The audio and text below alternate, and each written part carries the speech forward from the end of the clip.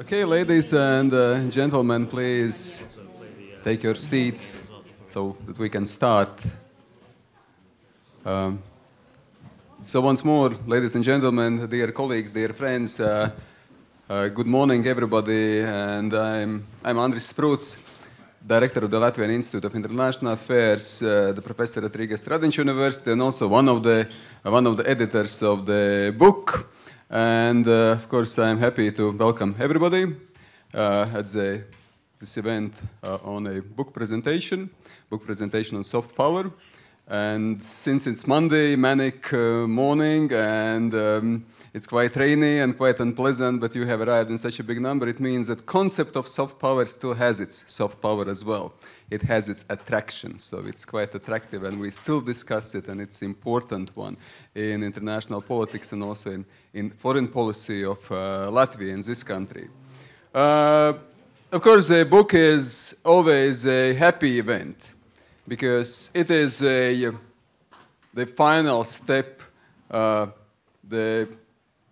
can say, of intellectual effort, that we finalize some intellectual effort, but at the same time it is the beginning of some new intellectual engagement and dialogue as well. So it's a basis for further intellectual examination of soft power, of different forms of power, and also how Latvia behaves and acts regionally, and what kind of advantages or weaknesses as well it has. Soft power, of course, was introduced some years ago, book by Joseph Nye, Soft Power 10 years ago in 2004, when we became actually the members of the EU and NATO. And soft power is about ability to attract. And not going too much into the detail, because we have a very distinguished panel here to explore and expand this subject. So just to say that its ability to attract the hearts and minds of people, it has become a quite important concept in international politics and also actually in practice. And it's not an easy concept, because what are the spectrum of soft power instruments? What is the interaction between soft power and hard power? So these are the conceptual issues which are on a table and which are on agenda, not just theoretically, but also practically. It's a timely debate, we believe. It's a timely publication because, well, what has happened last year? Different names, different titles. I would call it, and I think we would call it, Russia's aggression in Ukraine, has shown that, of course, we cannot ignore different forms of power in general. And so we might also speak of weaponization of soft power, that soft power is being used manipulatively, used instrumentally as well, even though we say it's about ability to attract hearts and minds, but you can also sort of manufacture attraction of hearts and minds.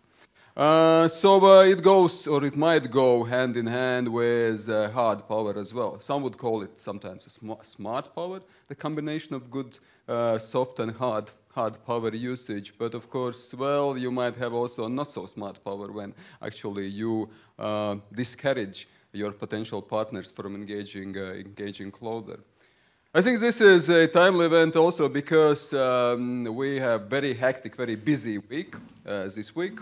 Of course, the whole half of year is quite a busy one. The EU presidency, or the Latvia's presidency of EU Council, to be more precise. But of course, this week is even more hectic. We have a lot of events, but of course, one of the most important is the Eastern Partnership, which is coming in a few days. So this book also focuses on our Eastern partners, the most you can say active, the most dynamic, the most successful, Ukraine, Georgia, and Moldova as well.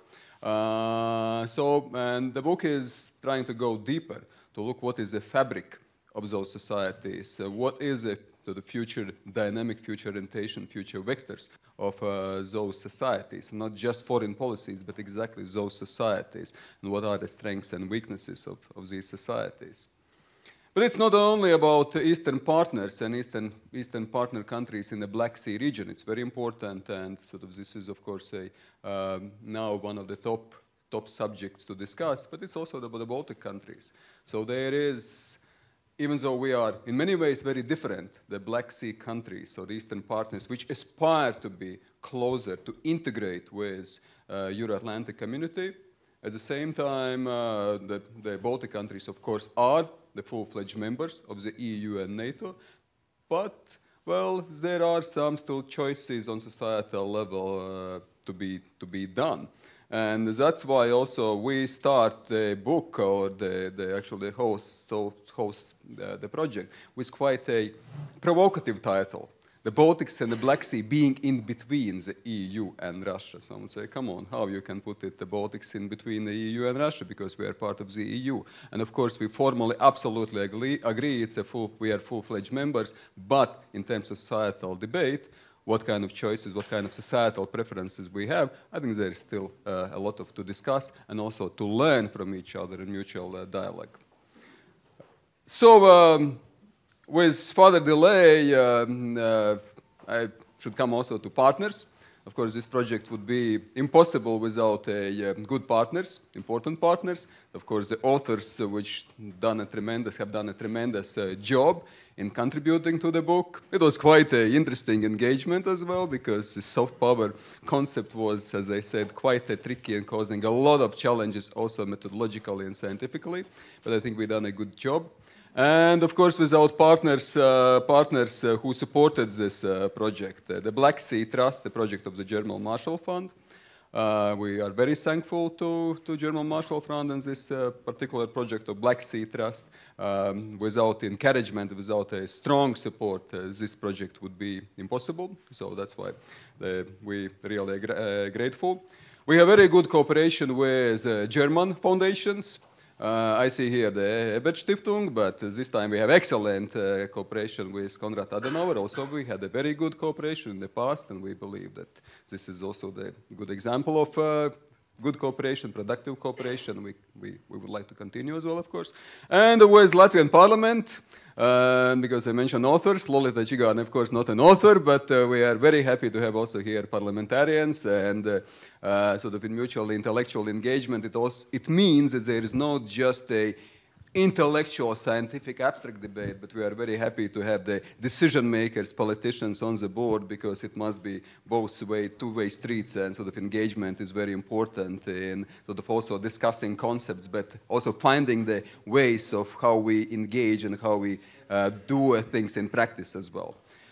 So thank you to the partners, and with no further delay, I'm happy to give the floor also to Elisabeth Bauer, who is head of the Konrad Adenauer, the foundation office here in Latvia and Lithuania.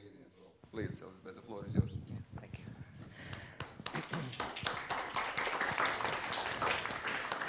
Thank you, dear Andris Sprūds, dear Lolita Čigāne, dear guests, dear excellencies, dear contributors to this book.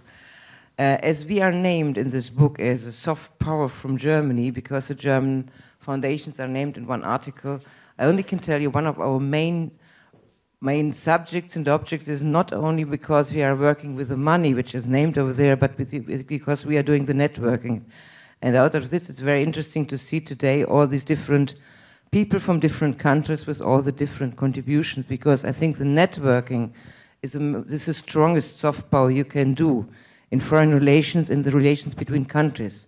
So I hope that this book will be part of this future networking for those topics, and a nice and a good discussion for today. Thank you very much.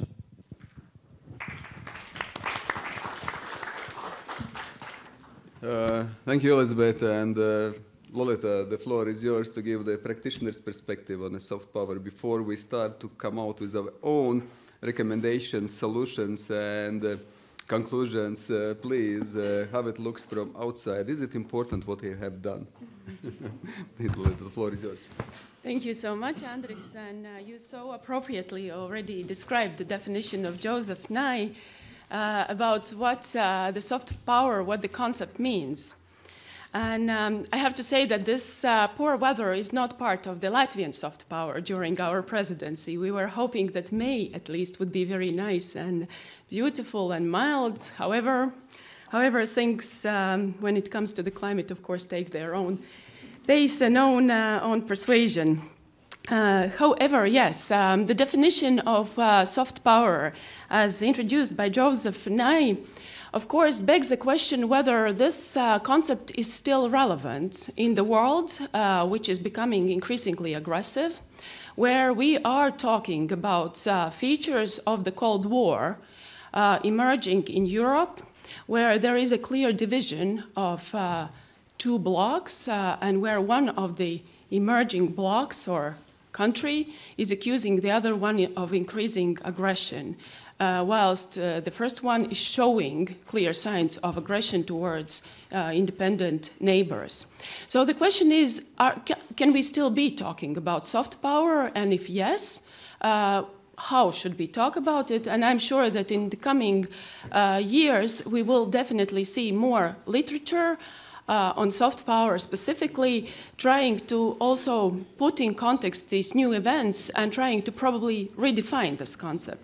For that reason, I very welcome this book, and I think that it's a very appropriate moment when to take stock of how the soft power has been playing out in the world since the introduction of the concept, how has it changed, and what are the new features of it. And generally about these new features, I would like to speak briefly to you. I will not do a speech per se or do a very ready-made conclusions, because I believe that we are in the situation in which we are trying to define how the events will evolve. We are trying to take stock of the recent events in Ukraine. We are trying to take stock of what is our world going to be in the coming years. And for that reason, it is very interesting to analyze the position of Russia and the position of the European Union in terms of soft power. So first of all, if we believe that generally we should follow the definition given by Joseph Nye, that soft power is attraction and not a coercion, then we might argue that Russia has failed or has stopped using soft power and has resorted to other means of power, coercion, aggression, and provocation. And why has this happened? I think that the explanation can be found if we analyze the concept of the so-called Euro-Asian Economic Union, which started operating on the 1st January 2015.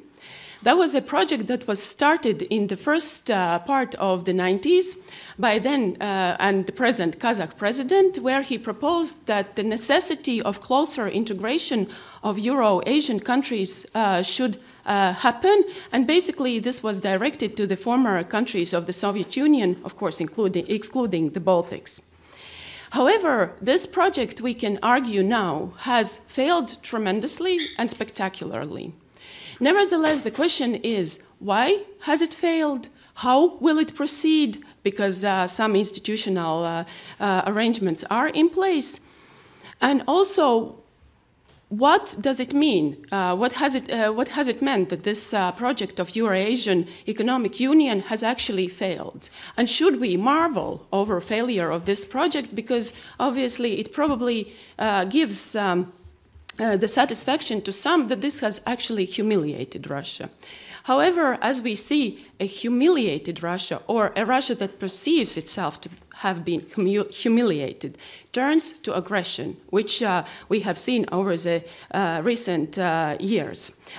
recent year. So the Euro-Asian Economic Union, as I said, it was supposed to start on 1st January 2015 with the original members of Russia, Belarus, and Kazakhstan, and Armenia, after it made its historic U-turn towards in its relations with the European Union. Kyrgyzstan is supposed to have joined the European Economic Union on 8th of May. However, we see that already now in Euro-Asian Economic Union, there are a lot of trade disputes that are going on. There is a high degree of state involvement in the economies, and there are many doubts whether this project will be able to function.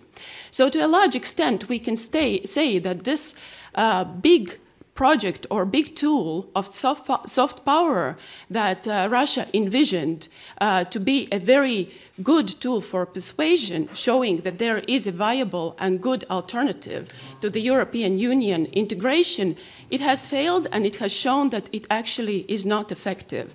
And there are some analysts who argue that those countries that have agreed to join the Euro-Asian Economic Union have been forced to do so because they have some elements that can be easily manipulated and that could be used as a means of coercion.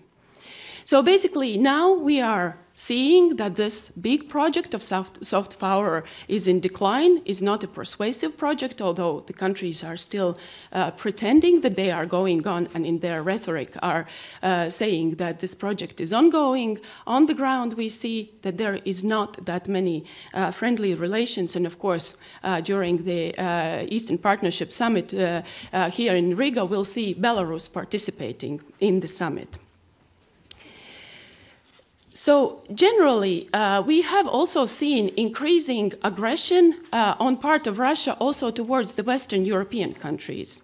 And if initially when we, for instance, at the Council of Europe Parliamentary Assembly discussed the situation of human rights in Russia, persecution of certain groups of individuals, when we discussed the case of Sergei Magnitsky, or how he was killed in prison, we still heard a lot of voices from our European Union colleagues that we are probably over-exaggerating, that we are probably overstating the facts, that situation on the ground is probably not so dire, and that the human rights situation is probably not so awful as we want to portray it. We have seen arguments that, for instance, the women's pop band Pussy Riot were provocative. They should not have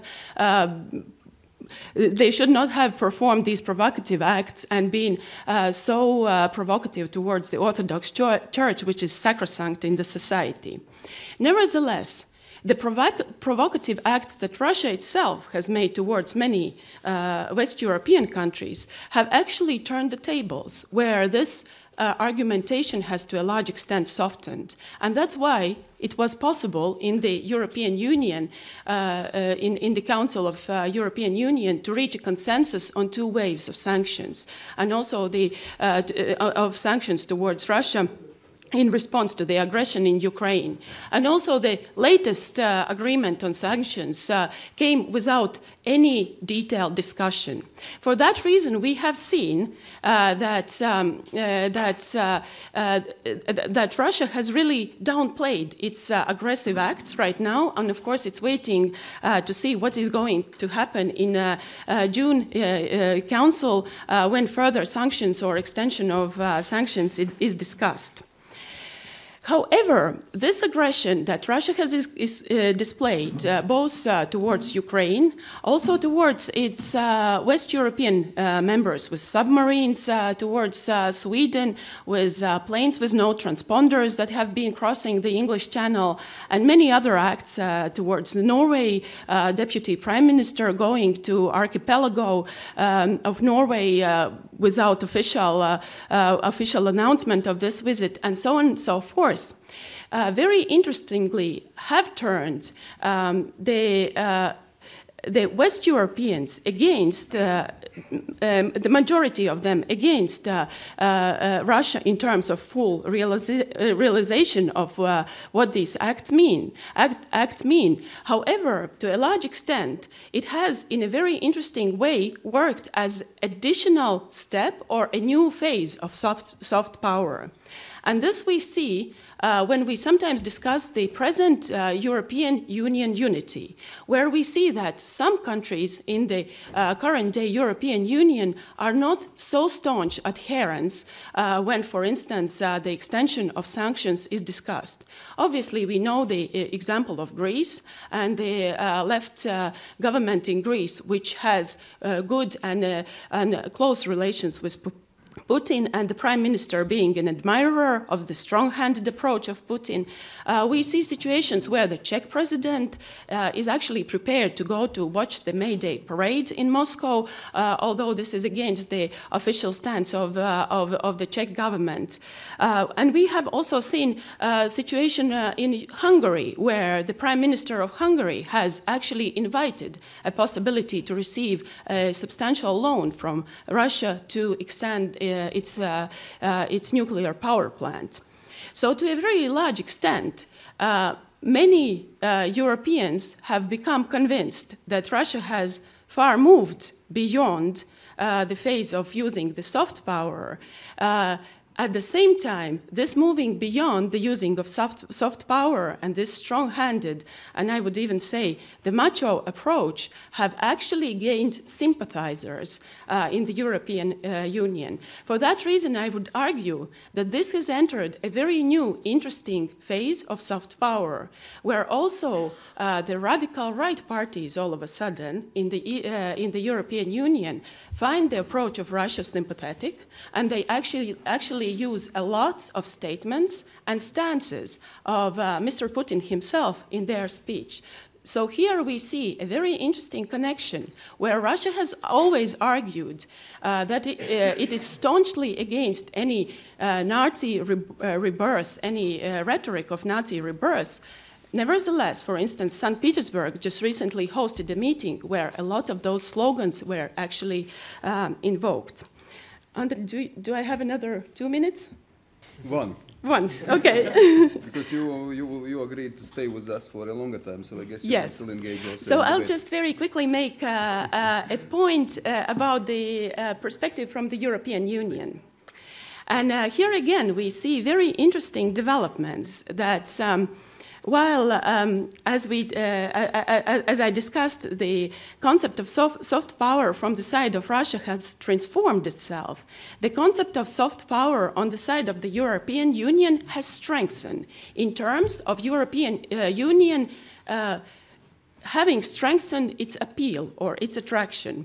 We see waves of immigrants from the North Africa trying to reach the European coasts. We, of course, saw the Euromaidan in Ukraine, where people were fighting for Europe in the streets and cold of January and February 2014. So European Union at the same time has this very strong attraction and fulfills the definition of soft power to a fullest extent.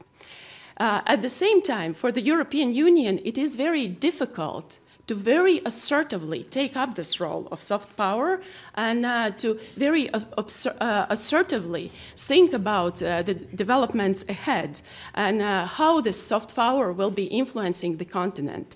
For instance, many people now reproach the position of the current president of Mr. Juncker.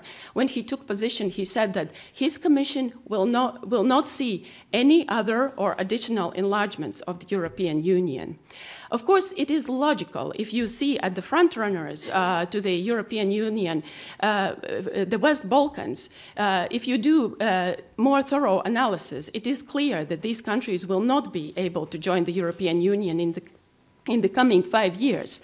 However, this statement has really worked as discouragement to the countries both in West Balkans and also probably Ukraine, Moldova, and Georgia, which have just signed the association agreements, and has led to the fact that many countries have actually criticized, or many of the aspirant countries have actually criticized the European Union for not using the soft power tools to the extent that it should.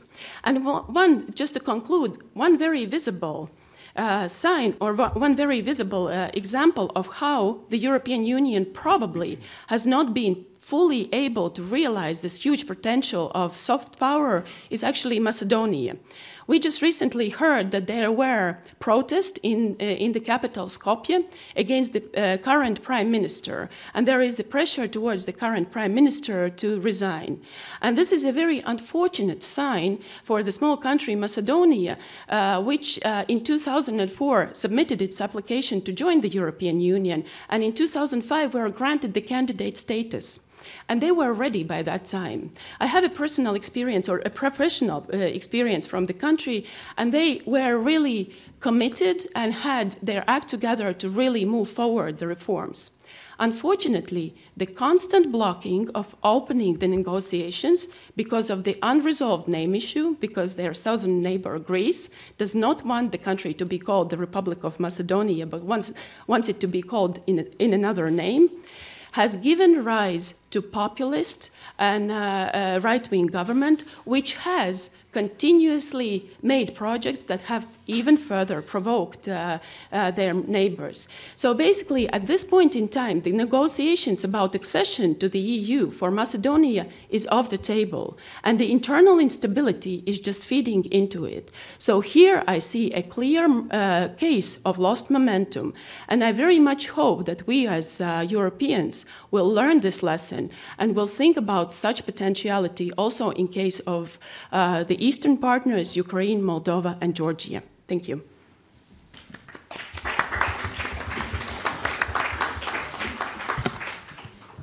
Well, thank you so much. After you are done with your political career, please join Latvian Institute of International Affairs because you are perfect. You would be perfect author as well and perfect contributor to our intellectual debate. So, and it's a pleasure to have you on the board.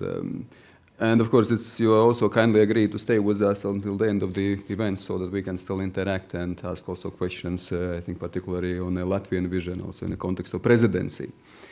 Just a couple of words from my side, and I think Lolita already done a great job, and so I would not like to make this as a just two-person engagement and discussion here because we still have a lot of perfect, distinguished authors. But just a couple of words from my side.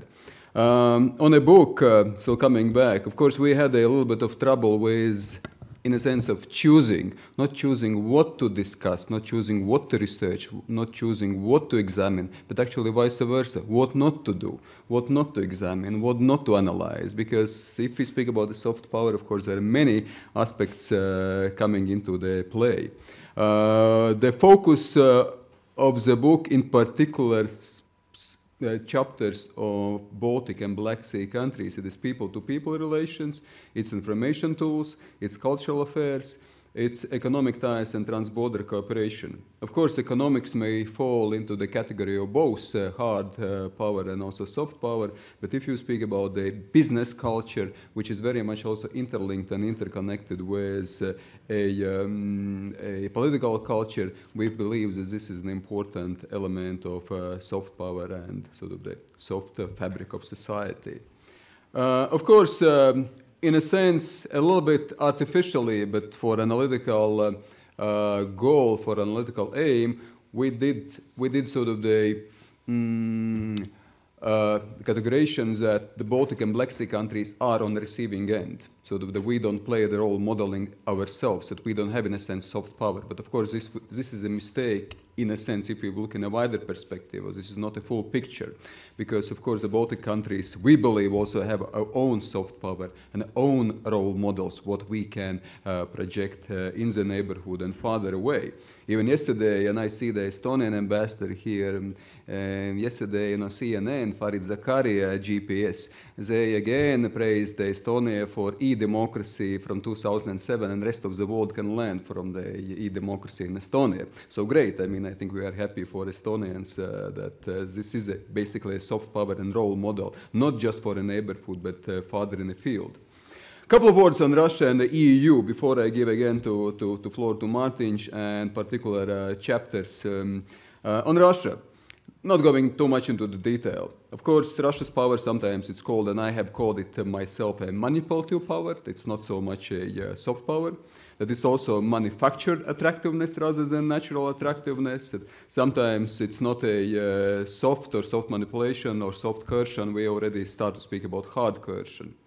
But I would like to a bit also for a dialogue and for intellectual debate, sort of say, to defend a bit Russia and to defend its sort of soft power and its strengths in many ways. Let's not underestimate Russia's soft power. I think it has a comparative advantages. And it's not just about sort of as escalation dominance, it has also manipulation dominance in the region. I think that it has quite a strong chance and strong ability to promote some sort of image of no one's world.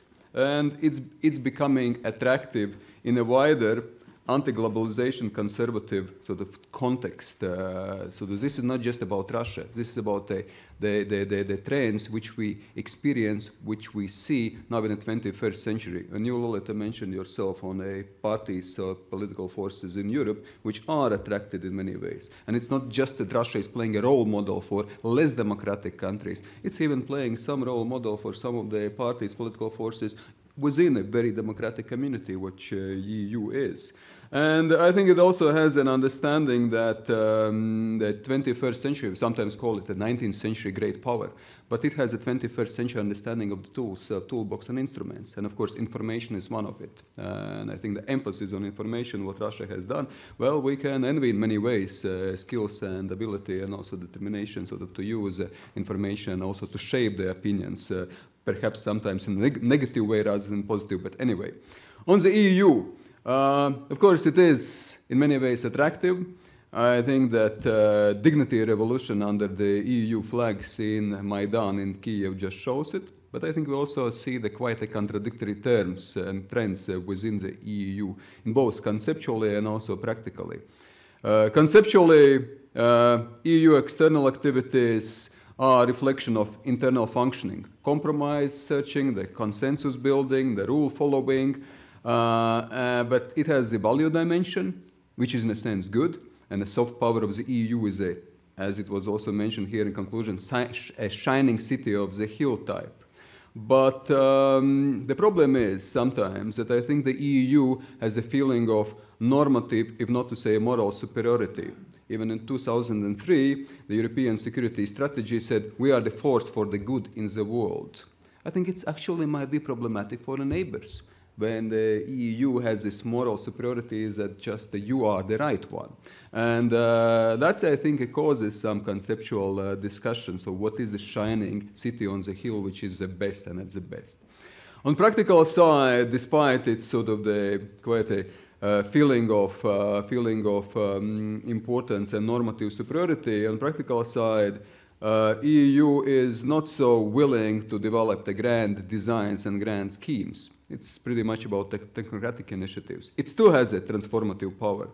But I think that we might speak on some enlargement fatigue, we might speak on some neighborhood fatigue, and Russia doesn't have any of this. It doesn't have a sort of integration fatigue, it doesn't have a neighborhood fatigue. It has a these aspects are very important in Russia's understanding. And so overall, we might suggest that EU attractiveness in the neighborhood is not a given, it's quite limited, that it's unevenly spread across the region and even within the countries. So it's not just the countries differ, also societal parts within the countries might respond to different questions differently. I think with this I finish my part and I give the floor to Mārtiņš, and I hope that we through some intellectual ideas also here on the table for further discussion. And Mārtiņš now, Mārtiņš Daugulis, who is also the fellow at Latvian Institute of International Affairs. So Mārtiņš, the floor is yours, sort of to make a dynamic debate. Thank you, Andris. I'm feeling pretty excited to taking over from you, and there is a reason for excitement, in fact. Well, plain speaking, in the great school of international relations, from time to time, we are oversimplifying the soft power term as it is and putting everything in the same basket. So today in our authors panel, we're going to open up, of course, the title of the book, The Different Faces of Soft Power. And so I'm absolutely happy that in panel we have authors and also field experts which are representing institutions where authors are coming from. We're going to do that in quite fast mode, 5-7 minutes to each of you. I believe include all the chapter in 5 minutes. It's challenging, but still afterwards people also can read, so just like a trailer before the movie. And afterwards we're going to have also a Q&A session, and taking into account that we have a very crowded room, we're going to spend a very I believe, nice time on the Q&A. Very good, and we start with Rafal Sadowski, the Center of Eastern Studies, Poland. Rafal, please, the floor is yours. Soft power, Poland, economics, EU, Russia, a lot to speak about. Thank you very much, Mārtiņš. So I'd like to deliver you 5 points, 3 of which will be focused on Poland and Poland's soft power activities in Eastern Europe, and 2 of which will be sort of comments on EU and Russia's approaches towards soft power instruments applied in Eastern Europe.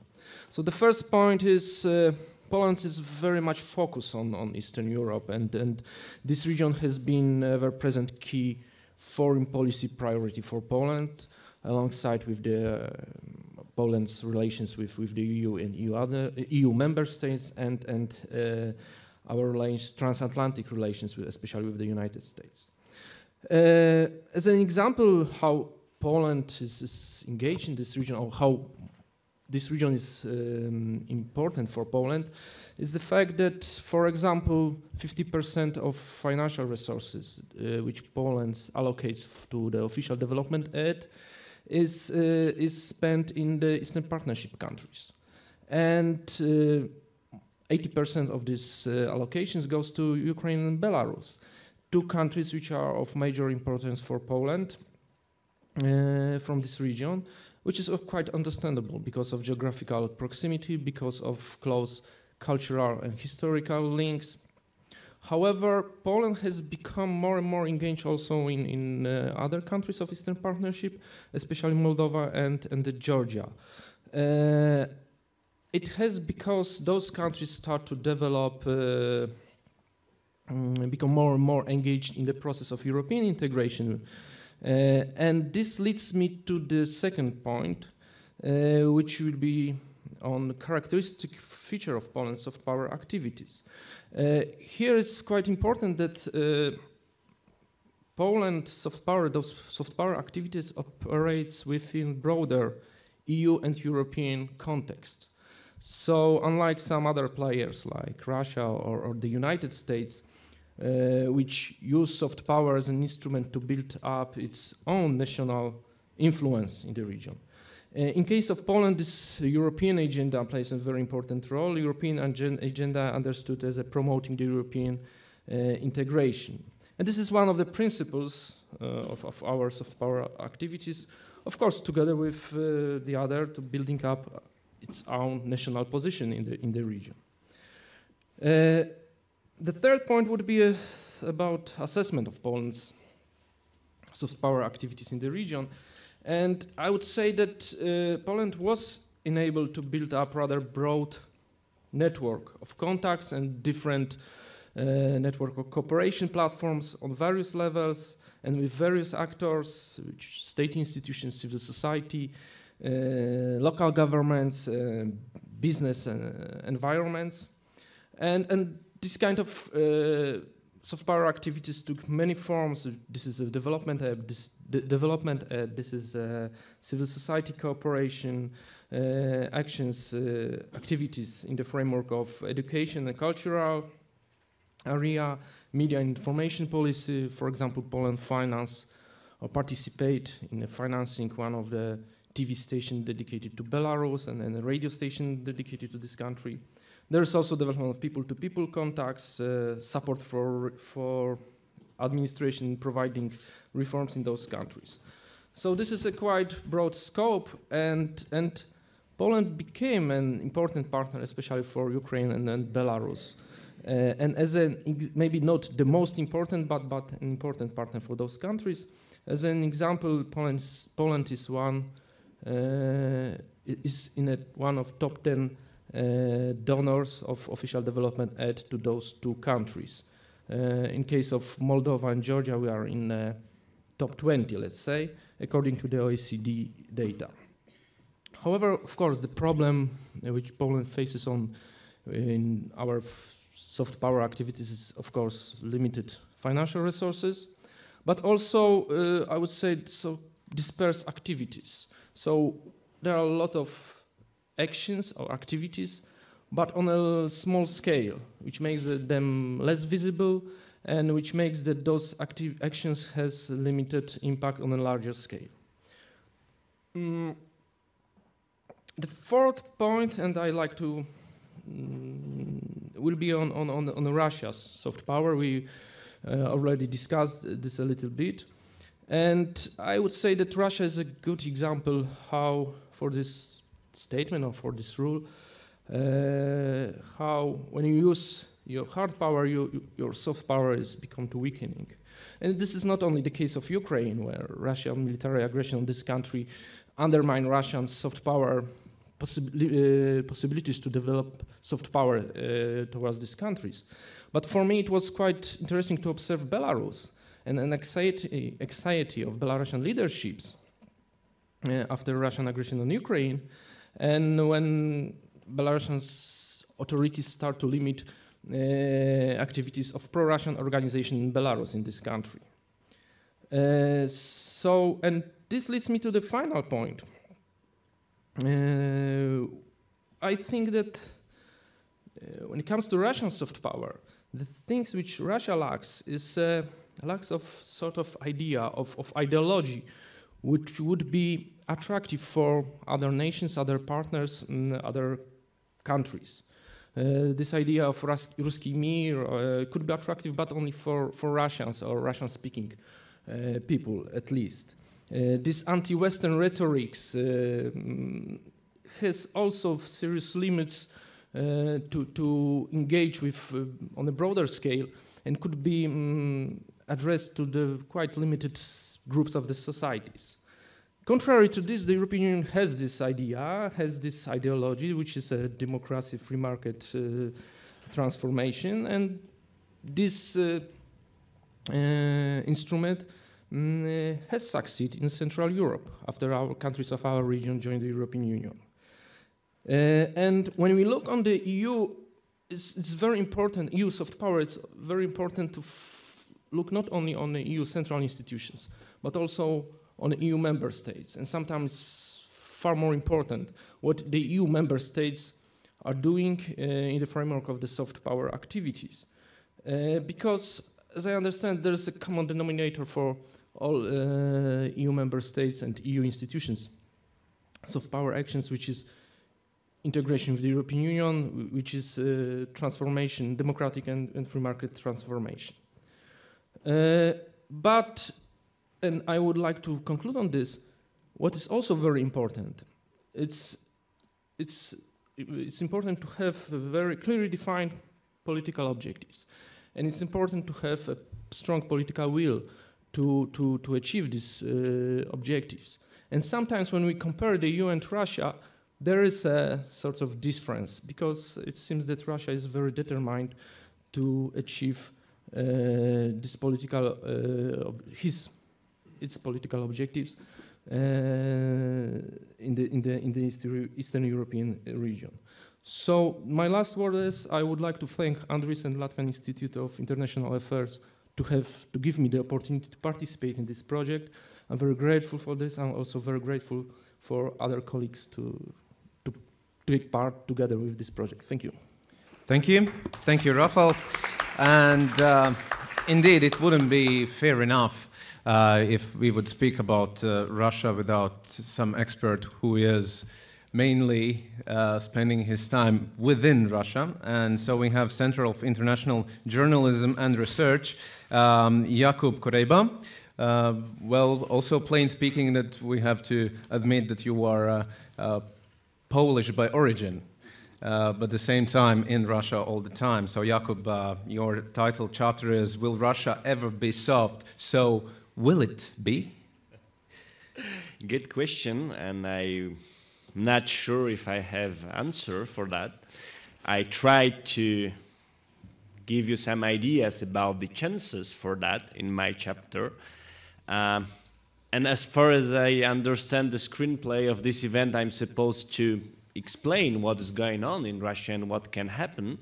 But first of all, I would like to share a very personal impression, because the strongest phrase of Andris' speech for me was when he called the Latvian parliamentarian a decision maker. You know, after some years in Russia, you are not used to the fact that parliamentarians may make any decisions. They are basically important people, which means that I don't have I'm not sure if well, if my identity is still, you know, Polish or Russian, you know, I may have some problems with the perception.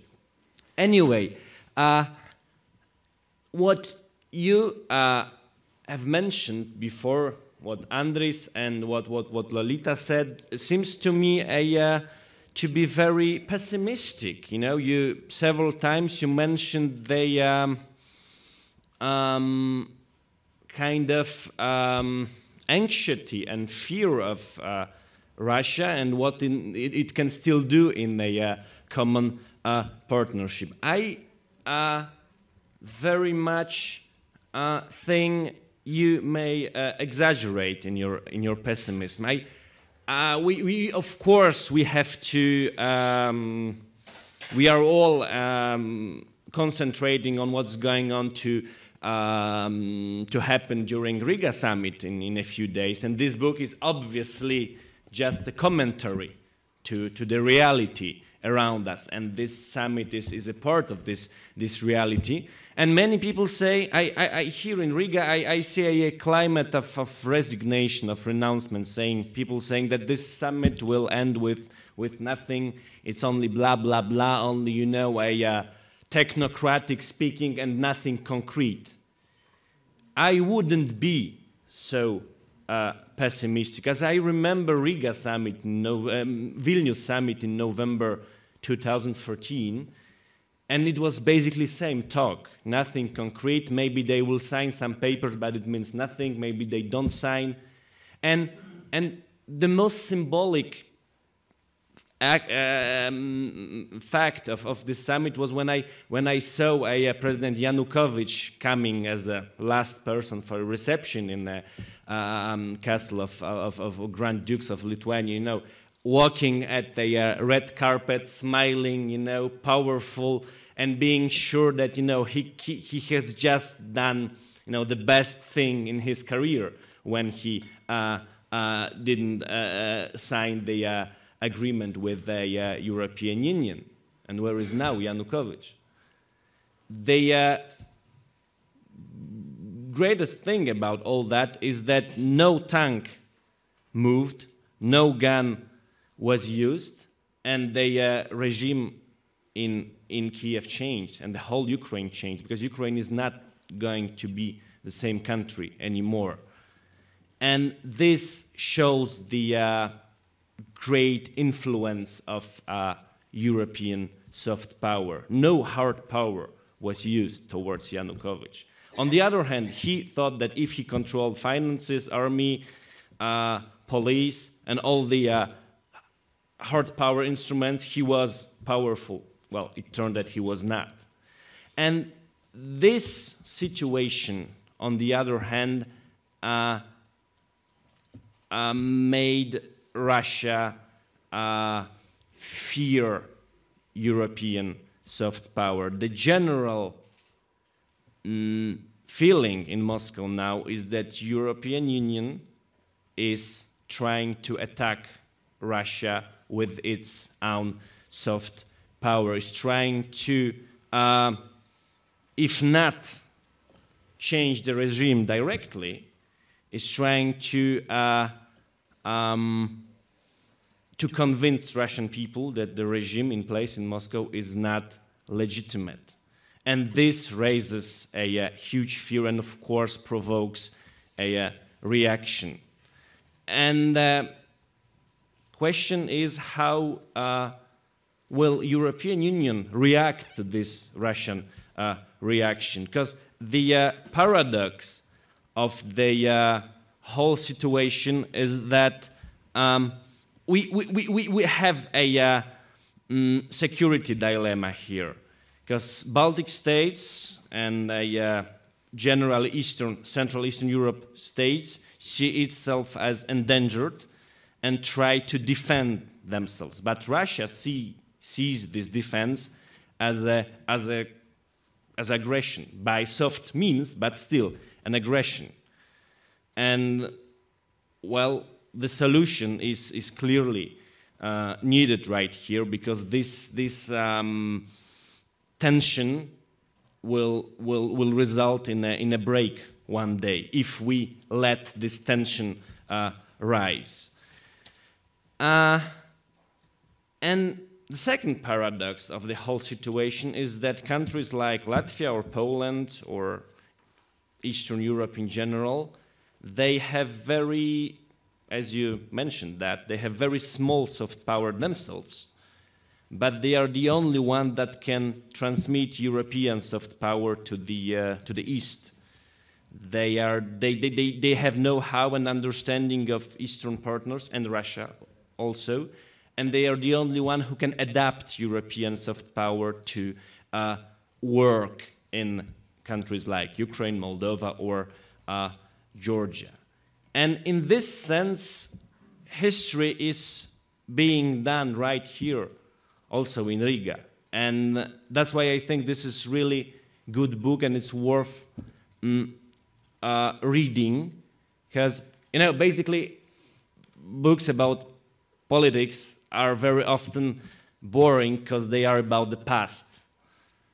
And they give you nothing new and they don't give you understanding of today and tomorrow. This book is about present and about future. If you read it, and I very much hope to finish it soon, you will understand what may really happen, because history is being done right here and right now. And if I would have any advice, I would advise you to start working with your with this know-how you have, because if Latvia wins its own Russians, Europe will win common neighborhood, and maybe one day will win Russia itself. So I would consider seeing Russian populations as agents of Russian imperialism or whatever. I would start to see your multiculturality, your minorities as a chance to make them, you know, transponders of European soft power, which is perfectly possible. And this week we'll probably give answers for that. Maybe not immediately, but the logics of history is on your side. The only question is whether you use it, or you stay blocked in this, you know, confrontational logics of perceiving Russia as a objective threat and an aggressive country. So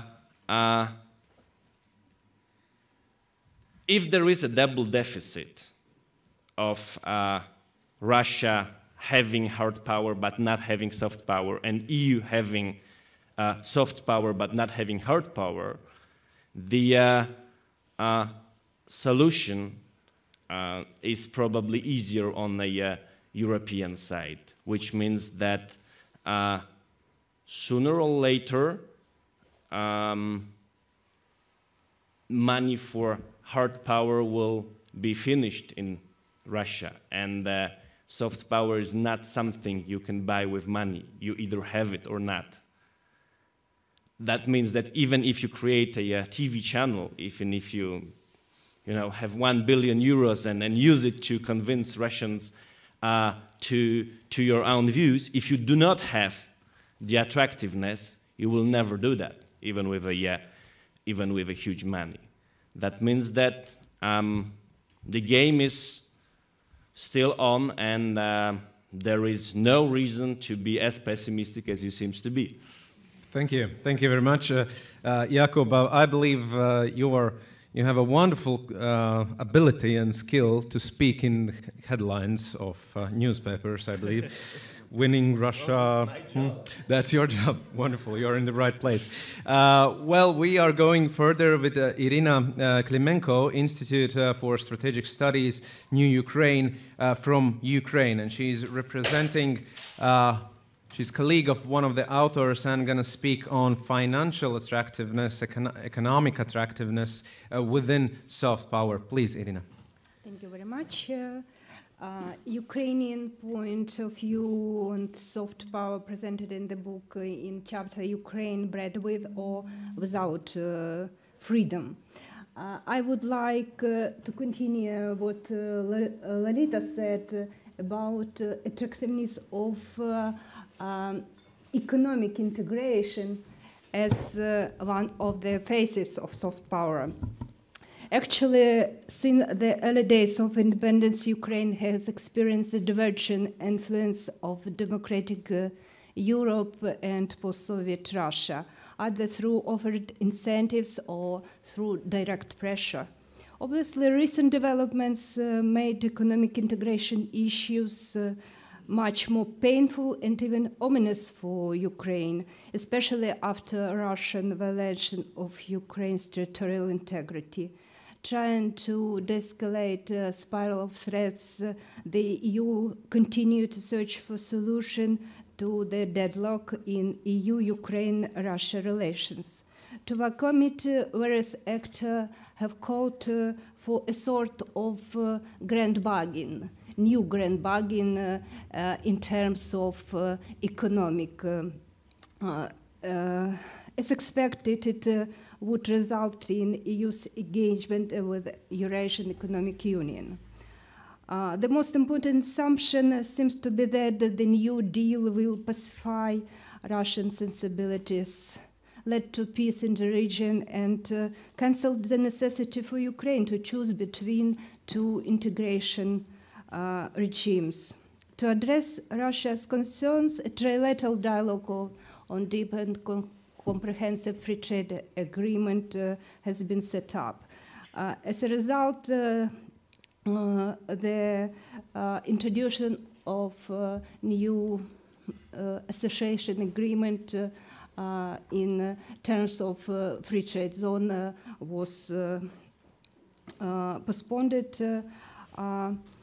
Yet some commentators are calling for revision, other for an upgrade of the trilateral negotiations to a broader inter-region dialogue, including the Eurasian Union.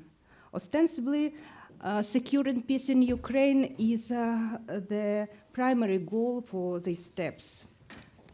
But is that grand bargain really a possible form of cooperation between two integration projects based on different values? Let us look at the key players and their interest. Since the collapse of Soviet Union, Ukraine has been at best a reluctant participant in the Russian-led integration project, seeking at all times to limit its involvement in cooperation rather than integration. While Ukraine had extensive trade relations with Russia, its formal commitments were limited to free trade. Even this was difficult to secure within the weak bilateral trade agreement, which allow many exemptions from free trade. For 2 decades, Ukraine's trade relations with Russia have been plagued by trade war. In some bilateral trade has been extensive, but very weak in legal terms and reflects a strong asymmetric dependence which Russia has exploited well. As of now, Kyiv is in favor of only free trade agreement with Russia.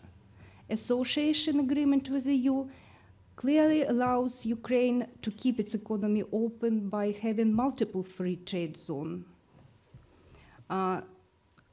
I consider that European Union at the moment has a little room for maneuver. By agreeing to Russia's demands, the EU may actually facilitate Moscow's efforts to hamper Ukraine's integration in the EU. Furthermore, it would seem to endorse Russia's destructive strategy towards small and vulnerable neighbors, including Moldova and Georgia. The other problematic assumption is that Ukraine had an equal interest in both integration paths and shouldn't break up close relation with Russia. In fact, Ukraine's interest in the Eurasian option was strictly limited. Ukrainian elites and experts were skeptical about the advantages of entering the Eurasian Union and acutely aware of its systemic disadvantages. Forcing Ukraine to make ultimate choice, Russia made extensive objection to the Ukraine-EU free trade area, which will allegedly harm Russia's economy. The EU responded by agreement to suspend free trade agreement till the end of 2015. This decision was taken in a broader context of ceasefire negotiation, so-called Minsk I. The negotiations have so far confirmed that Russia's claim of economic harm is a non-story. Clearly, many potential conflicts can be resolved through technical negotiations within the WTO framework, but Russia has shown little interest in doing so. Instead, the trade issue has escalated to the highest political level and become puzzled with the matter of geopolitics and military security, most recently during Minsk II. Also, rule-based solutions are available, but Moscow seems mainly to be concerned about who set rules. Let me conclude by highlighting some prospects of current developments. Russia is unlikely to surrender anytime soon. This prevents a comprehensive forward-looking review of EU-Russia relations. I mean, the Eastern Neighbourhood Partnership Review is unable to provide answers, not only because Russia refused to participate, but because Russia challenges its very aims. Given all the tensions, there is a natural willingness to focus relation on a seemingly neutral subject like trade, either within the trilateral EU-Russia-Ukraine context or by involving the Eurasian Union. However, to do so is to miss the point. Russia's objections are neither technical nor legal. Moscow challenges the EU's right to pursue its policies on the European continent and the right of independent sovereign states in Europe to make their own choice. Okay. With trade being a part of the bigger geopolitical challenge, the cautious step-by-step approach toward the Eurasian Union is highly justified. So it's a point of view from Ukraine. Thank you for your attention. Thank you. Thank you very much. And really, I believe we're going to have extremely interesting question-answer sessions because we have some, I felt, kind of even contradictions within the panel. Not really contradictions, but at least different views. Well, the famous Estonia, the famous with the soft power all around the globe. Thank you, Andris, for increasing this soft power. In introduction, we have from International Center for Defense and Security, Estonia, Emmet. Please, floor is yours. Thanks so much again for the invitation. I want to begin just by making 2 points of clarification that I think will help structure our debate. In discussing Russia and its role in this region, I think we have to be really careful to avoid 2 rhetorical traps, 2 kind of lazy characterizations that journalists and even us analysts kind of fall into. Especially those of us who are so close geographically to Russia, we should really know better. The first is talking about Russia as if it were some inscrutably shrewd master of the geopolitical chessboard, always thinking ahead 1 step of those naive, smiling Americans and those hopelessly divided Europeans. I'm not exaggerating when I talk about this. In the media, especially after the annexation of Crimea, we saw articles in the US or in terms of Congress like, compared to Vladimir Putin, who is a grandmaster of chess, Obama is just trying to play checkers and doing it badly. Of course, this image kind of resonates in the West, given that the Ruski Mir, in that sense, I mean the cultural space and not the organization, has given the world so many great chess players. And we in the West think of Russia as sort of land of grand strategy nested inside matryoshka dolls, wrapped inside a riddle, inside an enigma, inside a mystery, as Churchill described it. And so it's understandable that we see it this way. But in reality, of course, while the West has made some strategic missteps relative to Russia, the West hasn't been that unsuccessful resisting Russian soft power. Its response in Ukraine has been fairly swift. The EU sanctions have actually held together. NATO has increased not just its rhetoric, but also its actual capability. So this narrative that outsiders are mere children playing against this superhuman Russian chess master, I think, is not only unhelpful, but just untrue. But then this first narrative shades into another one, kind of an opposite trap, which is Russia as the dying and drunk bear, the fading authoritarian petro-state that just lurches from one foreign policy disaster to another. This one probably most famously described by Nick Cohen in The Guardian as Russia is Nigeria with nuclear weapons and Saudi Arabia without the sunshine. In this view, which is also extremely common in Western media and in analysis, this country just can't do anything right. It alienated an America that was previously happy to keep pressing the reset button. It got cheated by China on its energy deals. And now it's bogged down in a secret war in eastern Ukraine that it can't possibly win. Of course, this isn't true either, right? Russia has succeeded in implementing some of its goals. It has annexed Crimea. It's also asserted its influence in the South Caucasus, that part of the Eastern Partnership that we don't think about very much anymore. Also, it's really blocked for any conceivable future the real implementation of the DCFTAs with Ukraine and Moldova. So to return to our conference theme briefly, the role of Russian soft power, as seen by either of these, again, very common tropes, is even more distorted. The first tells that Russia has new and subtle methods of soft power that will undermine neighboring countries and slip under the radar of NATO because NATO is too focused on hard power. The second one, meanwhile, says that Russia can't use its hard power because it's, of course, a dying petrostate, and then soft power is just the last gasp of an empire on its deathbed.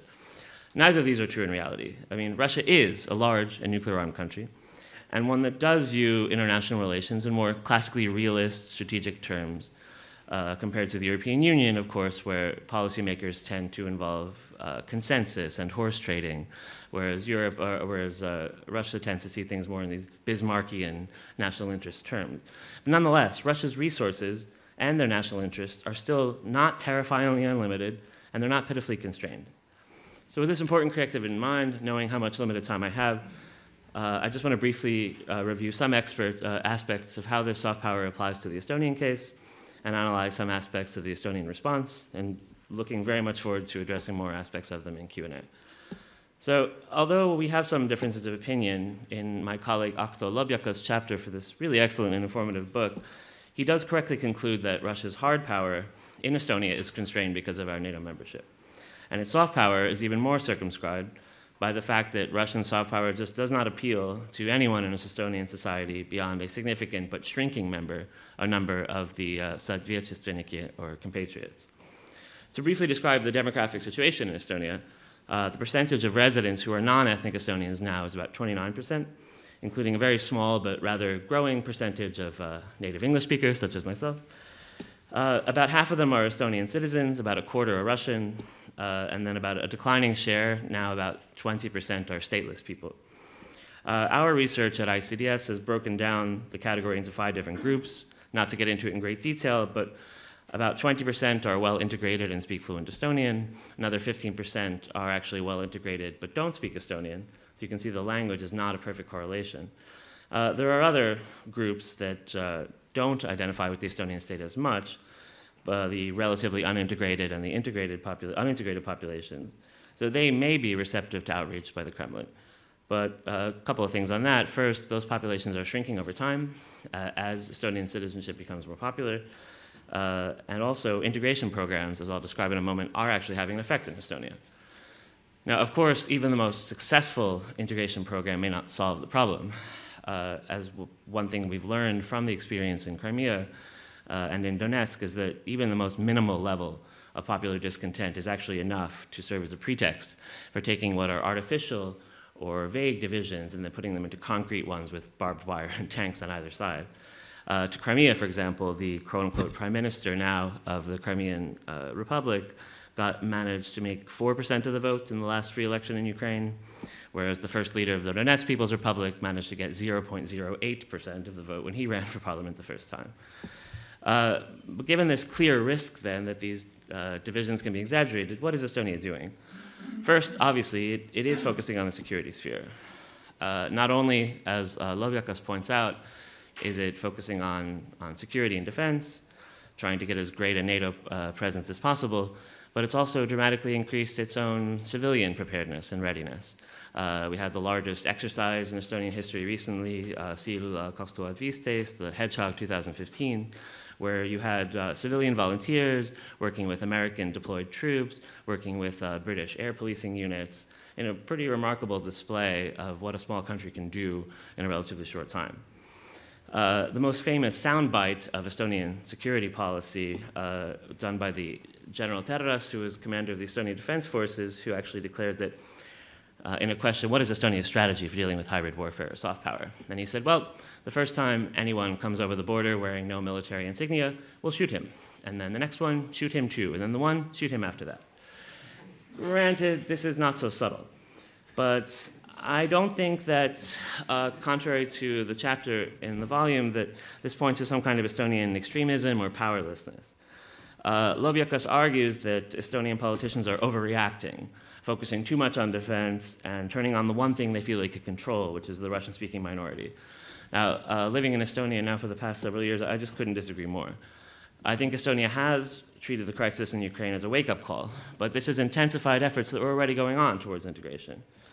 Just to give some examples, citizenship laws have been liberalized. It's no longer true that stateless parents can pass on that status to their children. They automatically become Estonian citizens. It's become much easier to get Estonian citizenship in the first place. Legislation has been translated into Russian. More importantly, political integration has actually stepped up. Now, all of the major political parties actually had campaigns in Russian. Even the center-right party, Isamaa Respublika Liit, actually had as one of its key people on its list a Russian journalist called Viktoria Ladinskaya, who was born in the South Caucasus and speaks fluent Estonian, but is very much Russian and proud of that Russian identity. So these things would not have been imaginable a few years ago. In that sense, I'm glad that these things have sped up, but it's unfair to say that Estonia is ignoring these challenges. I guess overall what this comes down to is that the best response, and the response that Estonia has done so far, is to focus on more of a civic identity for the country. The same person who bragged about shooting everyone who walks over the border, General Terras, also said in Narva during the Independence Day parade that Estonia is large enough to be rich in regional peculiarities, customs, and heritage, and it's too small to be divided by prejudice. He praised ethnic Russian soldiers by name, going back to the 1900s, the War of Independence, and he even quoted a Russian poet in Russian. Again, these are the sorts of things that would not happen in a fascist, repressive state that Estonia is so often described as in the Russian media.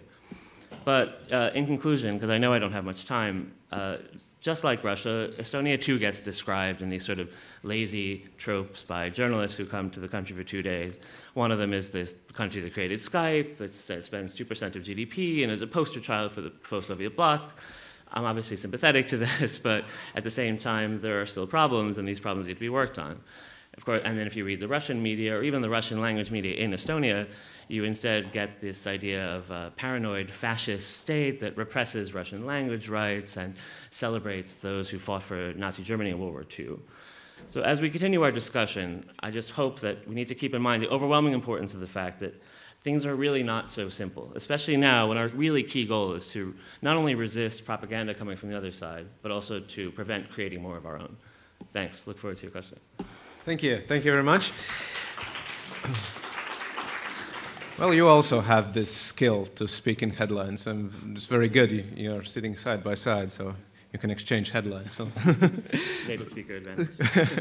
Okay, and we had a Estonian soft powerness vision, and now we are switching to Latvia, and that's like our last nevertheless speaker, and not least Andis Kudors, Center for East European Policy Studies, Latvia. Please. Thank you. I can see that at least part of audience is already tired, and this is good because if I will make some mistakes, you will don't care anymore. So, and I would like to start with thank you to Andris Sprūds for inviting me to take part in this project, and that was interesting for me and also for another author, because there were two of us. There was Gatis Pelnēns, he's sitting somewhere there over the rows. And for us was interesting once again to reconsider and to look to whether Russian approach to our region in context of soft power implementation has been changed or not. Because we made one study in 2009, and I remember when we made presentation in several cities. In one of that presentation of our book was in Washington, D.C., in one of the think tanks. Then Gatis Pelnēns told to the audience, he said something like that, do not be naive. If they will take over us, they will come after you. And last year in December, I saw in Washington, D.C., the advertisement banners on the streets with the advertisement of RT channel, Russia Today. And I thought, yes, this is it. They are already there, and Gatis were right. But soft power is still a power. If we want to evaluate the effectiveness of the implementation of soft power, we have to find out whether we can see political changes. If there is no political changes, if there is no changes in the behavior of politicians, of state leaders, or at least social or ethnic groups in the target country, we cannot speak about power. It's maybe promotion of image of the of country or promotion of attractiveness. So there have to be political aims, and there have to be some political results. Only then we can say, yes, soft power has been used or implemented. And what are the Russia's political aims by using soft power here in the Baltics and particularly in Latvia? The first is to change strategic choices of Latvia, which is not realistic. I would call it like aim maximum, but it's not realistic. We can see, and especially after Russian aggression toward Ukraine, our strategic choices, our foreign policy priorities are the same. And we decided in 1995 that our great priorities are to become full member of EU and NATO. And in nowadays, I would say that we still want to be more integrated, especially in the NATO, because of feeling of threat which is created by Russia. Second is more realistic to influence social and political processes in Latvia. And in some extent, Russia is succeeding. And the main tools, what Russia is using, main soft power tools are media and compatriots policy. If you look to the media, among 6 most popular TV channels here in Latvia, 3 of them are Russian government-controlled TV channels. And of course, you know about content. And this morning I was in the radio, and journalist asked me a question, what is wrong with Russian soft power? So many countries are using soft power, like United States, China, and North Korea, Japan, and even Latvia tries to use soft power. I mean, we have Latvian Institute, we have some public diplomacy, but the problem is what kind of values you are promoting. And according to Joseph Nye, soft power is based on attractiveness, which is based on attractiveness of culture, values, and legitimacy of your foreign policy. So what kind of values are those values which Russia is using here in the Baltics through media? Are those democratic values? No, it's not. So we can see some clash of values, some clash of identity building. And if we look to the Russian public diplomacy, the main audience, of course, are Russians and Russian speakers. And Konstantin Kosachev, already former chief of Rossantrunictvo, which is the main institution in Russia, which is in charge for implementation of soft power, and he said once that Russia's soft power, first of all, is Ruski Mir, Russian world. That means compatriots and those who are focusing on Russia, those who look to the Russia as an attractive center of culture and basically culture, maybe in spiritual sense for Orthodox believers, at least for part of them. And what is problem with strategic narratives of what Russia is using in identity forming or building inside of Russia? Problem is that those strategic narratives are going beyond borders and making some tensions and clashes. It's not always it's easy to speak about all what is happening in Russian public diplomacy with the terms of soft power. There's so many deception and lies inside.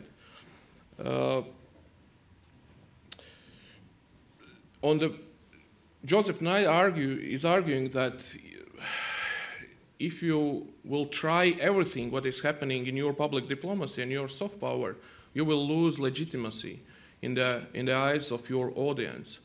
And he particularly said it about Russia and China.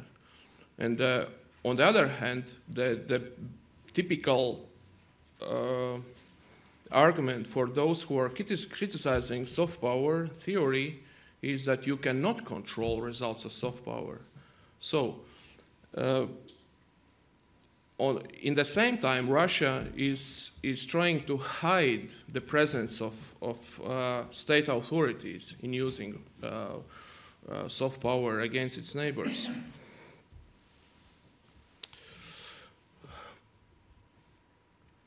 And in this competition of values, in this clash of values, it's so hard for Russia's neighboring countries to do some symmetric answers. Like, what is strategic narrative? Strategic narrative is like, we can call it basic narrative. This is story in which you explain what is particular process or person or even country. But strategic narratives always are using myth, and myths are highly emotionally saturated. And if you will try to deconstruct some kind of narrative which is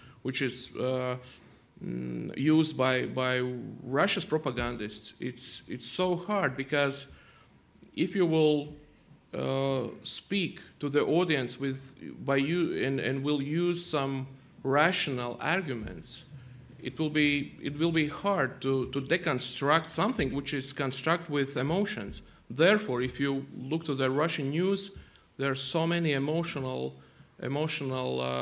attitude inside, even aggressiveness. And what are the consequences for Latvia? Our political process is some kind of damaged because of Russia's soft power presence here. Especially here in Riga, if you will turn to both groups, like Latvians and Russians, you will find out that both groups, not all of them, but at least part, feel themselves like minority. And how you can get some integrated society, how you can promote social integration process if there is no like majority, not in numbers, but in perceptions. Andis, try to sum up. Yes, right. So what we have to do, Latvia cannot do something in the same way that Russia is doing. For example, if there are, I don't know, 5 TV channels which are popular here, we cannot create 5 the same kind of TV channels. Like RTR is more saturated with news, with discussion shows. ORT or First Baltic channel, there's so many other type of shows like music shows, etc., or REN TV with conspiracy theory, and so we don't have resources. That means we have to do something in asymmetric way, and without regional approach, without help from other EU countries, it's not realistic. I will stop myself. Thank you. Thank you. That was the last sentence was very optimistic. Okay, I believe now, after, of course, different phases of soft power includes also different views. We have two wings, in fact. One wing is saying it's not so bad to just do your homework. Other wing is saying we should press more or less some kind of red button. Now, the right place and moment is to take audience in, I believe. We have here two wireless microphones. Whoa. So nice, 21st century. Please, just raise your hand, and we are taking now the questions from the audience, not all together, one by one. Okay? Do we have questions in the room? Okay, that's a Nordic space, definitely. The first questions after first 45 minutes of Q&A session. Then, using the rights of moderator while the questions are coming out, I have a question. Really, is that the main focus where should we put on our attempts, resources, and focus and targets our civic identity? Because that was one of the messages of one of our speakers, that civic identity is the core, and if you maintain that, then your soft power will be okay, and you will be able to stay against other soft power intentions. Are we okay with this message? And it's in fact quite clear and good. At least you know where to put your money at the end of the day. So panelists who are ready to answer on this question and issue about civic identity and focus. Maybe Lolita, you have been listening all the time, and you are the real decision maker in this country. The real. Thank you so much for this very nice compliment. I think every country, including Latvia, is just getting there to have the real decision makers in the parliament. But of course, it was a very good reference to the statement of Andris. Thank you so much for that, and it makes us feel a little more influential as we stand here. But indeed, this question about the civic identity is a very interesting topic, and I just a week ago participated in a discussion on specifically Eastern Partnership that was organized by our embassy, Latvian embassy in Hungary, and we had speakers from Eastern Partnership countries. And a colleague from Ukraine, an NGO or think tank speaker from Ukraine, actually said that very interestingly, the aggression of Russia towards Ukraine has started creating a political nation. Basically what we probably could also refer to as a civic identity that you were discussing, that previously it was more of an ethnic nation, which was divided or undefined. And that even people who probably never spoke a word of Ukrainian are becoming really part and feeling themselves a part of this political identity and identifying with it, and actually being more and more prepared to probably not always take up arms and fight for it, but generally to have an active civic position on that. And I have to say that very interestingly, and to my surprise, I heard it very often from polling station members when I was during the presidential and parliamentary elections in Ukraine as an observer. We always talked about it, and they said, well, we were sleeping for 25 years. We know we lost a lot of opportunities, and for this is a last chance to squeeze through and to actually maintain and mobilize our political nation, our political identity.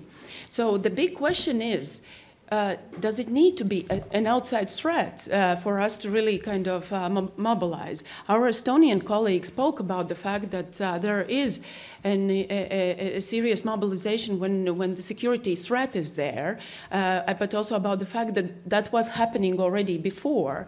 And here in the Baltics, our analysis actually of a potentiality of the Ukraine scenario, our analysis suggested that there is a possibility of that was long before Putin started his actions and reacted to Ukrainian EU aspirations. So I think an open question really is what do you need to make sure that you mobilize the civic identity and ability to withstand towards harmful soft power. It's open, and it's also very pertinent to the developments here. Okay, thank you. Yes, Rafal. Just one thing I would like to add, because when we discuss the question of the civic identity and engagement, I think it's also very important that from the perspective of the EU and the countries like Ukraine or Moldova or other Eastern Partnership countries which are struggling or struggling for the European integration, it's also very important to include in this process national minorities. And one example is the question of Moldova, where most of the, let's say, this kind of civic identity works was focused on let's say, Moldovan nationals, but at the same time, it's very important that in this country, very important role is played by other national minorities. I mean, Gagauzans, for example, which were, for me, forgot by the state officials or by Moldovan information policy.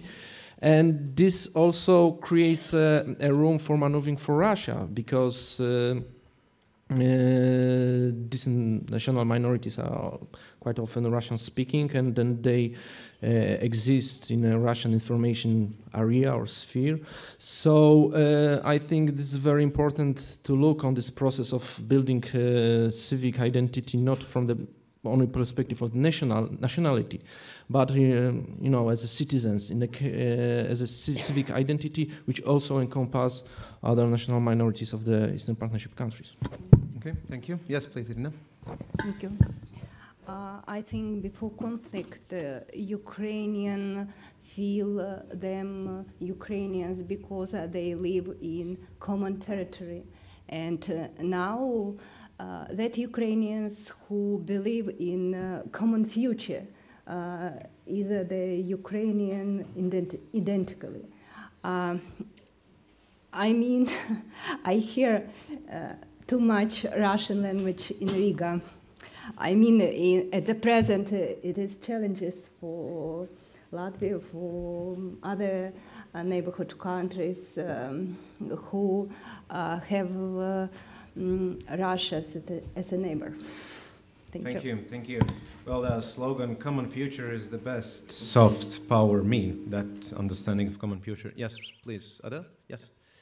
I just would like to make a short comment on what you said and stress that I don't think that starting building civic identity may be efficient in post-Soviet countries because they are all post-colonial countries, and what is going on in Ukraine nowadays is basically Tutsi and Hutu story, you know, Bandera and Pobieda, you know, fighting each other.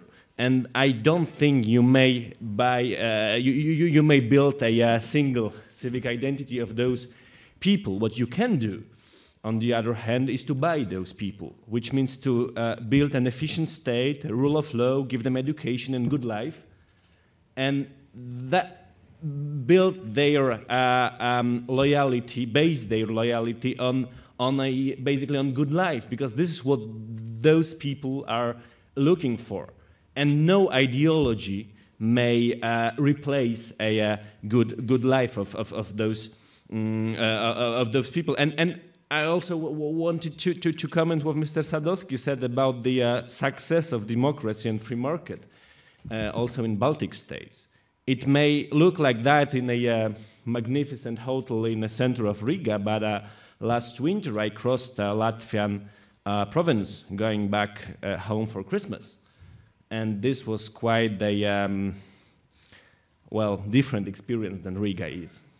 And if Russians start talking about, you know, possible help they could provide to the people of Latgale, it's not because Russia is so great, but because the economic and social situation in eastern Latvia is so bad. Yes, well, fair answer. I believe, Emmet, you should conclude on this, because that was coming from you, this civic identity issue. Yeah, I do think it's important to continue with pressing civic identity, not just as a matter of an artificial policy from the government top down, but simply to recognize, as Lolita said, that this has actually emerged almost spontaneously from the fact of outside aggression. I mean, for example, there have been efforts to provoke separatist movements in southern Bessarabia, as I've written about recently, in this multi-ethnic region near Odessa. And these people who were the leaders of the Bulgarian and Gagauz ethnic groups, that they were actually rather unsympathetic to this idea simply because they don't want to have a Donetsk scenario repeat themselves in that country. I do think that people are slowly coming together around this Ukrainian identity, especially now that the Ukrainian government is no longer making mistakes like insisting on Ukraine. It's true that the Bandera issue is still there, but in reality you have so many people fighting in the east who are from Donetsk, like most of the Azov battalion are native Russian speakers. It seems that external aggression, despite the human cost that has occurred, has actually created a sense of national unity that didn't exist before, and the same is also true arguably in Moldova. Thank you. We had a hand here in the second row, comment or the question from Atis Lenč, member of Parliament. I just wanted to say European Parliament. I don't know why, but still. So, can you hear me? Yes. Good. The key role will be played by Germany. And Russia's biggest strategic mistake is losing Germany. That is clear. I recently was in the Nordic countries in the OSCE meeting, NB8. All Nordic countries, by the way, are arming themselves, except Denmark. Even Germany is increasing its budget. Not much, only 8 billion euros. That's hardly Latvia's two-state budget, you know, but it's for military research. So now we have to focus on what's going to happen at the end of June 21st, 22nd at the Euro Council. Because it was Germany that said the sanctions cannot last more than 1 year, right? And now the economic sanctions are coming up on that very date. The personal sanctions, that's April, March next year. So actually what we're talking about here today will be more or less decided in a month's time. Actually not in this summit in Riga. We will get a lot of clarification about what can happen at the end of June. This will be a pathfinder in the Riga summit, Eastern Partnership Summit, and we'll find out there, because Germany will play the decisive role. But, as I said, I think Moscow has lost Berlin. Can you imagine that how it was like during Schröder's time in Germany? I was in a conference once and I had to ask permission if I would be allowed to criticize Russia. No kidding. So that soft power is gone. Now we have a different soft power as already talked about, but let's look and see what Chancellor Merkel does at the end of June. Thank you for comment. Some reply on the comment? Andris? Well, yeah, okay, if I already got to the mic. Before I put Germany and Latvia in some context, I have this sort of a little bit of context. You know, in Central and Eastern Europe, we say that this joke, in a sense, is that there are pessimists and optimists, of course. And pessimists are those who say that we really reached the bottom of the bad relationship, and sort of there is no further way to go. Optimist is actually we can still have more problems. And in this regard, I think I am optimist, saying that, well, there might be still some unpleasant engagements. But the optimistic part is that I think it is about the soft power. That we, in a sense, are in a zero-sum game mode. And it's not just about, because when I really enjoy the Jakub's intellectual contribution and provocation, because I think absolutely it's needed here. It would not be sense here just to discuss among, again, Europeans and Baltics, sort of then criticizing Russia, how bad the soft power of Russia is. I think it's much more important is to understand and to engage and sort of to look also for ways forward, if it's possible. But of course, Jakub criticized anxiety on a EU side. But I saw also that you mentioned yourself that there is Russia's anxiety on the EU side, and you said that Russia sees EU's aggression by soft means. Yeah, so basically, we are in a zero-sum game mood from both sides. Of course, the good thing perhaps is that it's in a soft power, if you can call it really soft, but anyway, more an ideological and not so hard power engagement. And you might also say that it's a sort of the strong strength of the European Union to be in engaging with different kind of ideas within the EU and perhaps also outside the EU. On Latvia, well, I think we have challenges. Because if you say that the soft power of Russia, which is not really soft and not very skillful and efficient, actually functions, then it means also that we have our own weaknesses and vulnerabilities. And I think here we come back to the title of the book, that of course we are full-fledged members of the EU and NATO, but at the same time we have a number of weaknesses and vulnerabilities, be it in informational sphere, be it in the consolidation of society, be it economic and business culture, etc., etc. So I think we can find, or we should look for some short-term instruments and toolboxes. But at the same time, in the long term, I think it's more about fundamental development of society. And here, I think I still would like to see also some more vision from the decision-maker side as well, because it's a good to respond in terms of informational warfare. It's a good sort of to limit some things, but I think in a long-term perspective, of course, there are quite a fundamental challenges. I think Germany, absolutely, I agree with Atis here. I think that Germany is important on many fronts. Of course, I'm not asking the question, what is post-Angela Merkel period? Because we have seen Gerhard Schröder. Are we sure that actually the Angela Merkel is, and her position is here to stay forever? Well, I'm not so sure.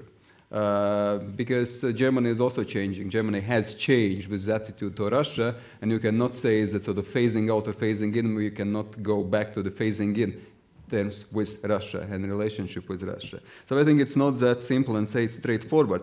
Having said that, I still believe that Germany, of course, is absolutely the crucial in many ways.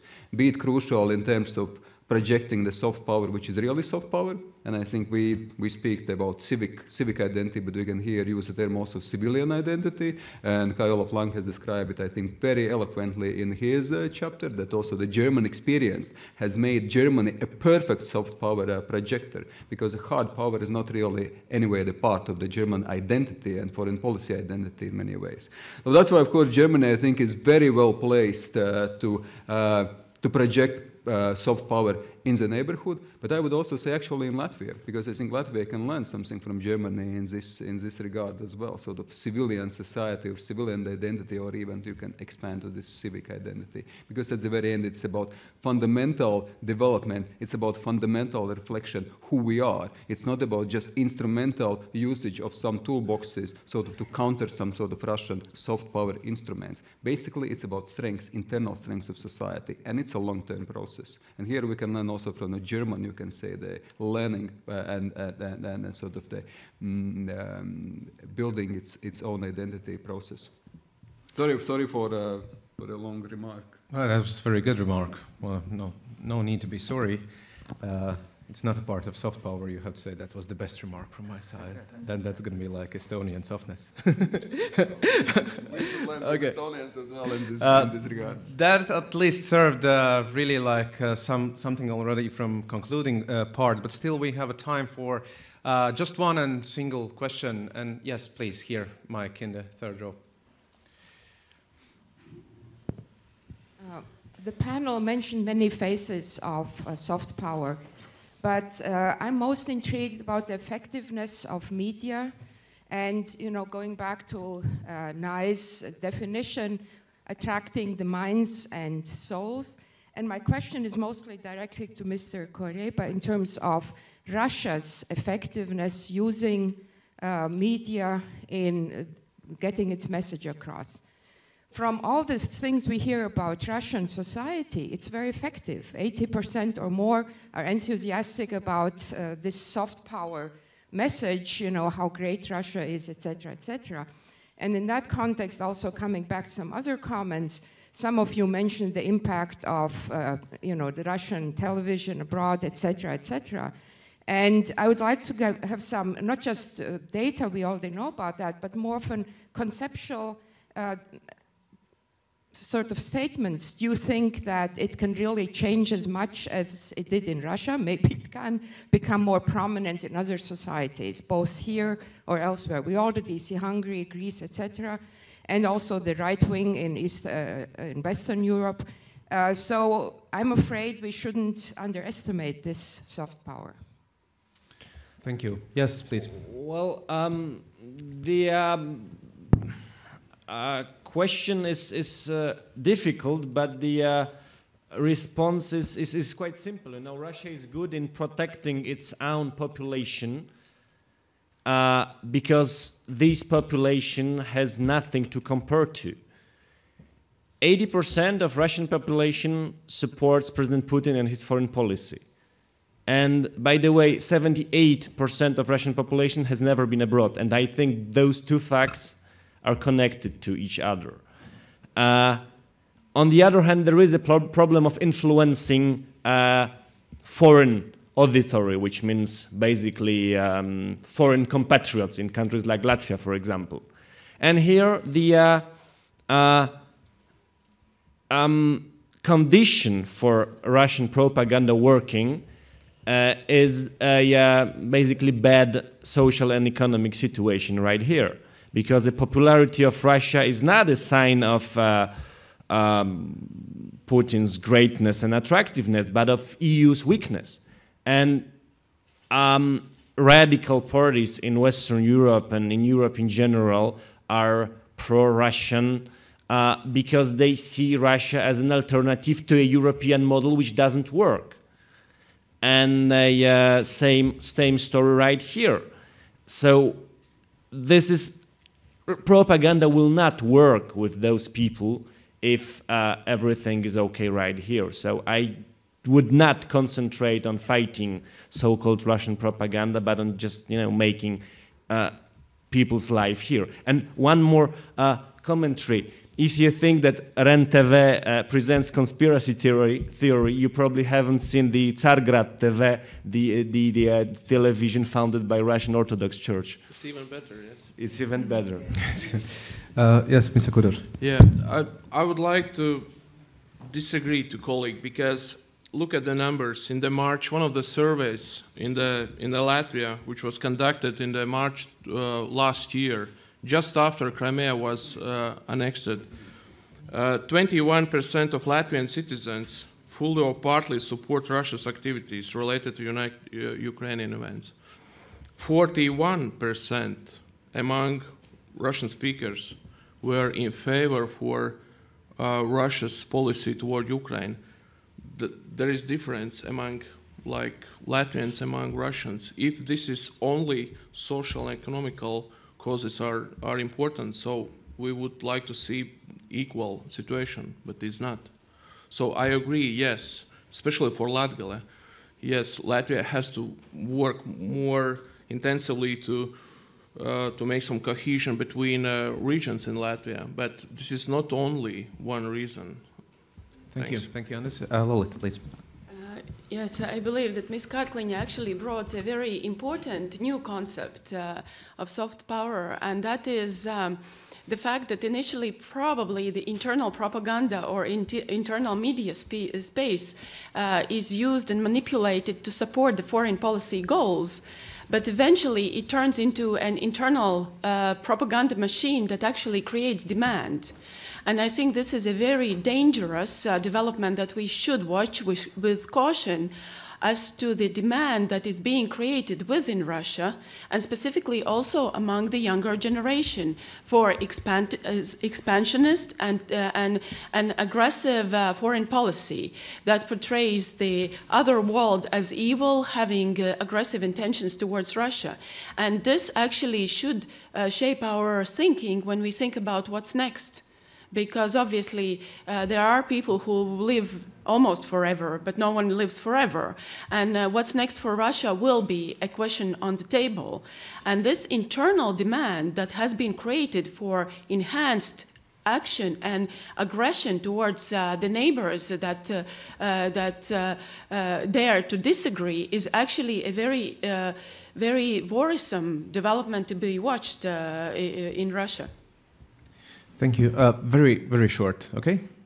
Okay, so very short, yeah. Because I'd like to discuss with another statement of Mr. Korejba, saying that this right-wing radical parties perceive Russian model as a sort of alternative to the EU. I wouldn't agree with this, because Marine Le Pen or Nigel Farage are not in favor of bringing Russian model to those countries. They use instrumentally Russia in their rhetorics, anti-EU rhetorics. So this is just pure tactical move, and no one in France or in United Kingdom or wherever in Europe would like to introduce Russian model. And I thought about simple people, you know, how they see the situation. Okay. I believe we're going to have a very extremely interesting after party. Okay, very shortly also. Okay. Thank you. I would have two opinion of Russian intellectual who named modern developments post-oral period when lie might not pretend to be truth. Media only transfer these realities to the population, so we can remember about this. Thank you. And yes, please. Yeah, just really quickly, I think that the situation in the Latvian Russian minorities is very different than that in Estonia. While the percentage of Latvian Russians who supported the position in Crimea is quite high, in Estonia it actually was not very much at all. It was only 100 people who showed up for the demonstrations to support the separatists. There's no Harmony Center party in Estonia. All of the parties are ethnically mixed, and so none of even the more pro-Russian politicians like Yana Toom have not endorsed the annexation of Crimea. But that said, I mean, it's not just a matter of counter-propaganda. For example, the Russian language station that Estonia has had Radio 4 has actually had its listenership drop dramatically because a lot of people were feeling that this was directed at them rather than with them. So it will take a lot of time to build these sort of civic identities, but they better start now rather than give up at all. Thank you. Now we are at the moment when final concluding remarks from Andris Sprūds, and then we are switching over to more soft part, which is not soft drinks, yes. Well, actually, I'm not so sure that the concluding part, because I think everybody must, or should, or we encourage strongly to read the book to have some ideas, especially before then a good night's sleep. But still, I think that we more engage among ourselves rather than with the audience this time. But sort of it's also that we've been quite into the subject already for some time. I think I might a little bit even in the conclusions to come a bit in contradiction with myself. Because I said, of course, that we have weaknesses, that we have vulnerabilities, that some short-term instruments cannot be a replacement for the longer-term strategies, for the longer-term, you can say, reflections of own societies. And then we should not replace discussion about Russia or discussion about ourselves with discussion about Russia, because at the very end, the soft power is if you say that it's manipulative power, is as strong as weak, as much as sort of weak we are.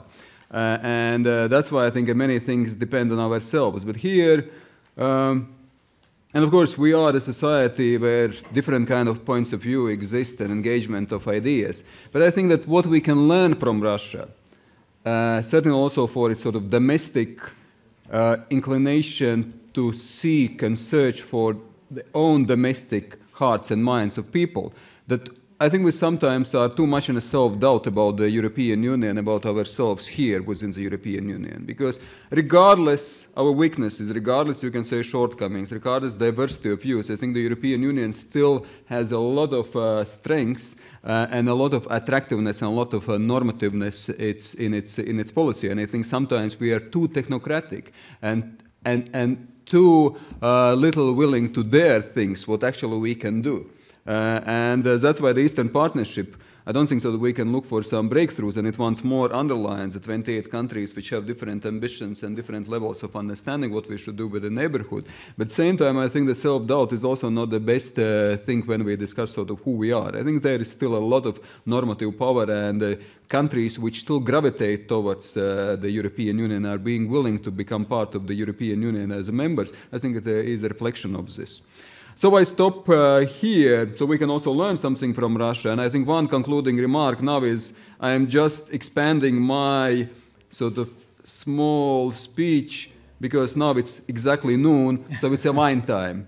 I could not say this before, but now it's a noon, so we are invited to have a coffee and tea, but also there is a wine served, and since time allows it. So thank you very much for joining us here today. Please read the book, and of course we are willing to continue the debate. Thank you to the authors, and thank you to the audience.